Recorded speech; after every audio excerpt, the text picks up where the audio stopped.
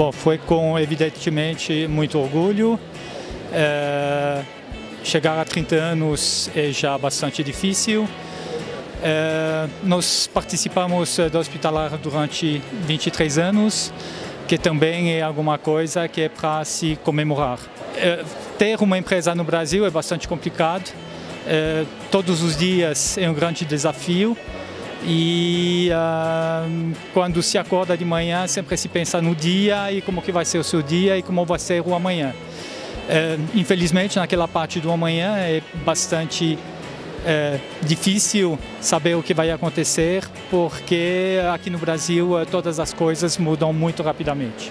É um grande orgulho fazer essa homenagem para a Santronic, né? Uma empresa que está na Hospitalar desde a segunda edição, vindo todos os anos, empresa que a gente acompanha bem próximo, né?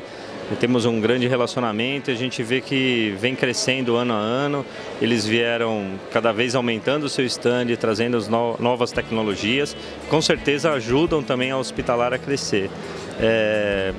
São pessoas aí, uma empresa familiar, mas são pessoas que a gente tem um grande relacionamento.